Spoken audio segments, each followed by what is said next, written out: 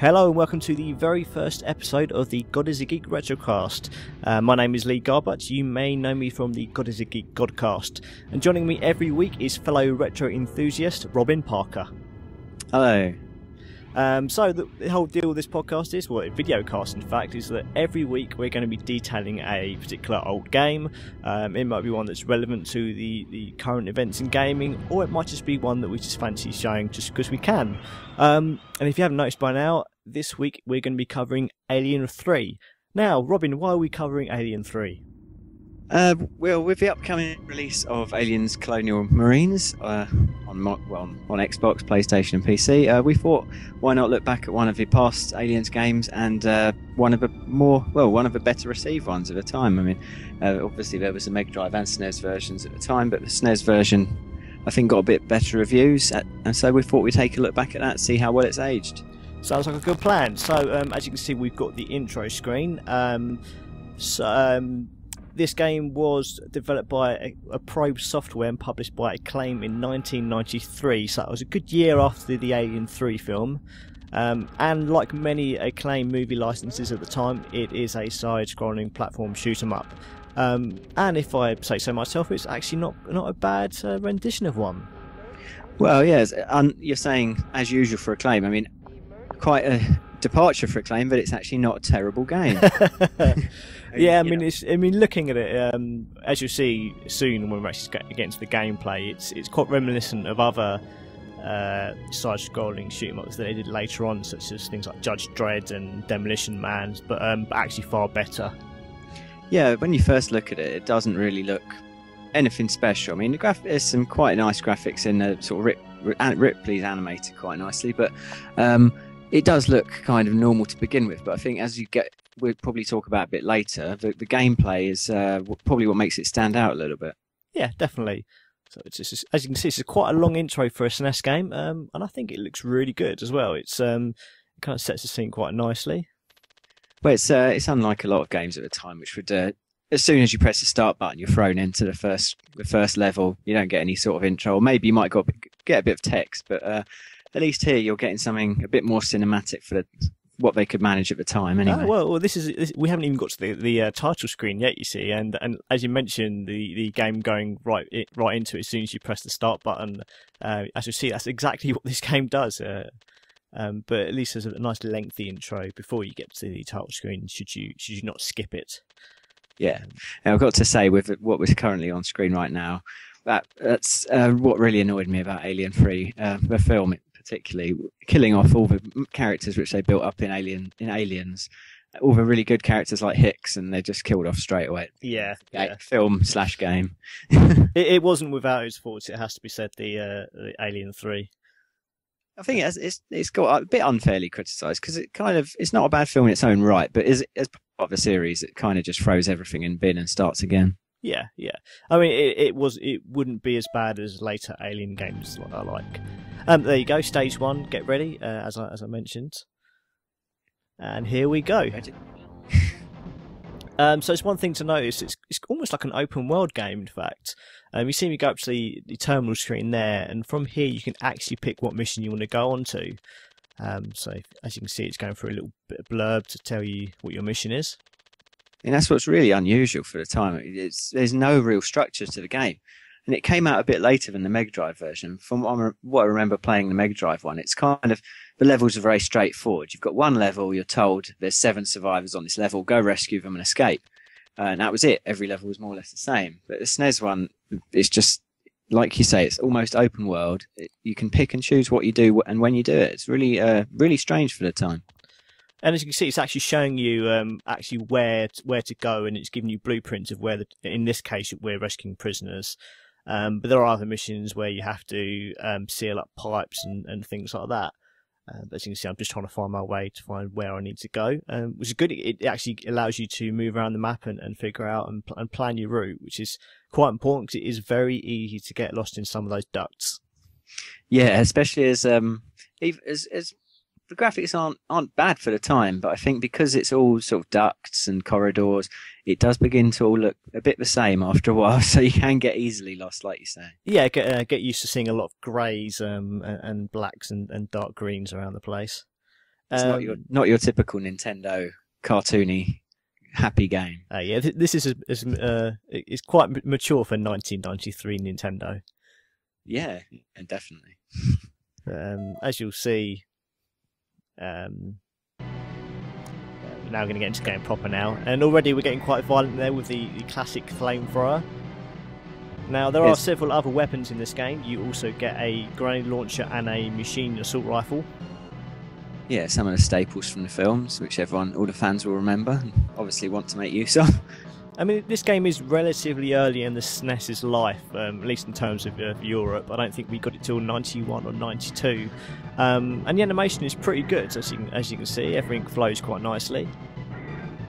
Yeah, I mean, it's sort of a real step up from the sort of first wave of games you started getting on the SNES, because you've got multi-plane graphics going on there as well. It's fairly complex. It's just, as you say, the colour palette's not very imaginative, but no. I suppose Alien 3 is quite a drab film. It is, yeah. In terms of style. It does capture the style very well, I find.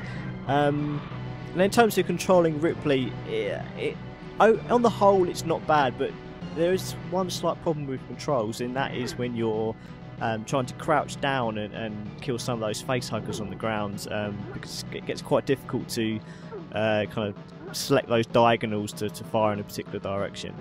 And you will see me screw it up quite a lot in this playthrough. I was going to say, as you're really well illustrating in this clip, when you get hit by one of the aliens, you kind of get knocked back, but you're only invincible for a split second, really. So you get knocked back straight into another enemy, and within seconds they'll be hitting you as well, and you kind of end up getting juggled by the enemies. Yeah, you'll see that a lot in this video. It did happen a lot, and it will eventually become my downfall, as you'll see later. Yeah, I think that's probably when I replayed through this. That's definitely the big major niggle I found. You just because there's lots of little things happening all at the same time. You'll get facehuggers running around on the floor and the ceiling. You'll get aliens charging at you, and you'll get acid dripping from the ceilings. And you end up getting hit by so many different things that you barely have a chance to stand still between getting thrown one way and the next. And of course, everything keeps respawning as well, which is never fun. Yeah, as soon as you go out and re-enter a door, everything's back again. Which is good in the sense that all the ammo supplies respawn as well, so you don't end up running out of supplies. But all the bad guys respawn as well. So when you stand in one place for more than a couple of seconds and you keep getting attacked by a string of aliens, and it gets difficult. And we've also sort of seen in the video already the slightly unrealistic jumping. Ripley seems to have sort of springs in her heels and can jump really high. If you see me just fall down there, it's there are a couple of tricky jumps here. Some of the jumps are surprisingly long, especially so early on in the game. It can be quite difficult to get those gaps until you're right at the edge of the ledge to jump. You see there, so I've only just really made that jump, and that's pretty much most of the jumps in the game are like that. Yeah, so already it's not forgiving anyway. I mean, no. In terms of, I mean, fans of sort of survival horror games won't be happy with the fact that you can just keep replenishing your ammo over time. But I think considering the games back in sort of SNES era were a lot more unforgiving. This was a fairly forgiving title in comparison. Yeah, there are a lot worse games out there. As you can see, an alien just knocks me off the ledge, which is again something that can happen, and it will become annoying. Yeah, so you've got to really take your time. But we were a bit sort of, you had a bit thicker skins back then. You were used to the frustration a bit more. I think nowadays you find these, when you replay these games, you find a lot more irritating because you've got used to games which hold your hand a little bit more, perhaps. Definitely, and I think you'll see that a lot in coming weeks with quite a lot of the games that we'll be covering that make games like they used to, and for better or worse. Yeah, there's good points and bad points. There's quite a lot of sound effects in this game, so whenever you flamethrower an alien. Oh, as you can see, I forgot to mention you have the motion tracker. Yeah, of course, you've got to have it. I'm not entirely sure how useful it is for the most part, but it's there and you can't really complain about that. Yeah, I think the problem is it's a bit small when you have it up on the screen, and it's also not really it's facing forward, whereas you're facing left to right, so it doesn't really make sense. No, that's It's right. a bit of an issue. It's more of a radar than a true motion tracker. Yeah, I think that's hit it on the head there. Yeah, I'm just saying, going back to the sounds. I mean, like I said, there's some nice little alien screeches there when you attack everything. A couple of typical grunts and groans for jumping and getting hit. Music's not bad at all. It's not. I suppose the music is more atmospheric than anything. It doesn't. There's not a lot of music throughout the game. It's kind of, but the sound effects, such like the pulse rifle and stuff, are all pretty authentic for considering the age of the game. Yeah, I mean, like nothing is too obstructive in terms of sound in this game, which is good for this era of gaming as well, I find. Yeah, you don't get any of the horribly irritating tunes or really strange out of place sound effects. So that's a plus. Yeah. It's all very authentic.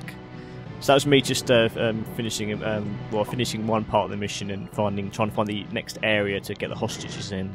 So it's just getting through some of those ducts at the moment.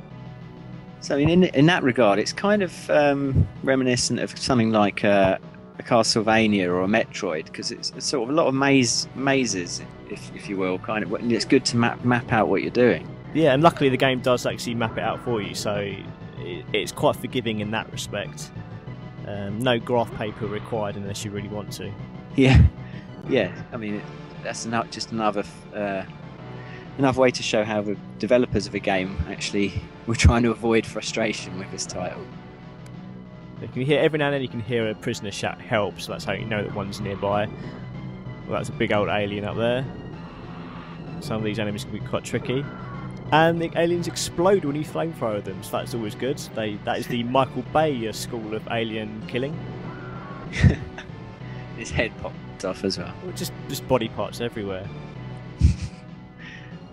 It's I mean, that aside, I mean, so far we've kind of not had a great variety of enemies. They have been more or less the same different aliens attacking us over and over again, which I suppose you do get towards the end. You do get a bit more variety, but I think for quite a long period of time you are facing the same sort of enemies, if I remember correctly. Yeah, that's right. I mean, there are a couple of bosses in the game, usually in the form of larger aliens or the Alien Queen, but it's pretty much your bog standard aliens and facehuggers throughout them, or at least most of the game that I played.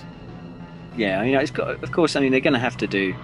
I mean, they're iconic enemies, and you can't really do much else in an Alien game. But if you're used to other sort of side-scrolling platformers, shooters, where there's huge variety in enemies, I suppose it might come a bit drab in that regard.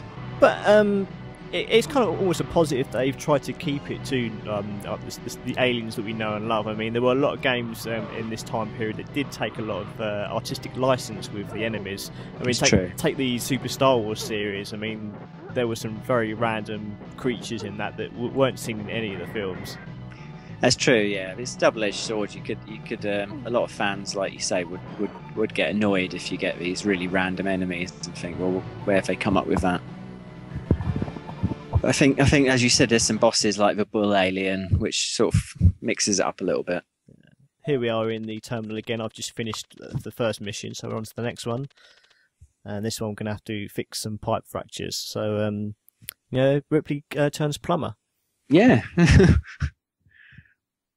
It's interesting. There's a bit of variety, actually, which, it would be all too easy just to make it a linear, side-scrolling kind of shoot 'em up, and for the most part it is a side scroll. You can shoot 'em up, but as you said earlier, it's very, you don't have to take these missions in the same order. You can do them whenever you want, and you are doing different things all the time. Yeah, I mean it's quite inventive in that respect, and it does stand out from other games. I mean, I'd forgotten quite how open it was. Yeah. I think when I was younger, I did used to play the Mega Drive one a lot more, and that's pretty straightforward. So yeah, it's refreshing to see a game which allows you this much freedom. They see there's one of the fractured pipes just above that platform there. And another exploding alien. And this scene is we've got all lit candles. I suppose this is meant to be there was kind of a priest, wasn't there, in the film, who had a little sanctuary with lots of candles, I think. I think so, yeah. I'm trying to remember. It's been a while since I've seen the film. Yeah.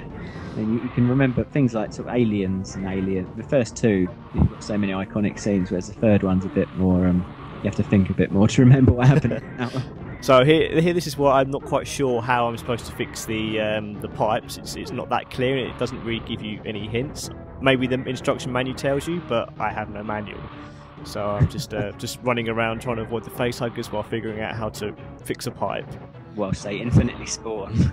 yeah, it's the story of my life, really. Fixing the pipes while facehuggers attack. There we go, figured it out. There we are. As you can see from this clip, I mean, your health bar doesn't shoot down. You know, it's not one hit kill. You've got a good 10 hits or so before you're going to get knocked down. Probably more than that, maybe about 20 hits. And in my case, even less, because I'm going to die very, very soon. But it's not from the Contra school of you get shot once and that's a life gone. No, but it is only one life. Of course. But there are passwords, I believe. Should you get past the first level, there are passwords to get to the. I think there's 5 levels in total, so that's quite a fair bit of gameplay for the early 90s. Yeah, when you consider each of the levels is made up of at least sort of 5 or 6 different screens with different things going on. Yeah, I mean, this is 15 minutes of gameplay so far, and we've barely got scratched the second mission. So there's a lot to be had here. And you're definitely going to need those passwords the way you're going. Yeah, 6% health. That's not looking good. Oh. And you get a nice little death screen. Here we go.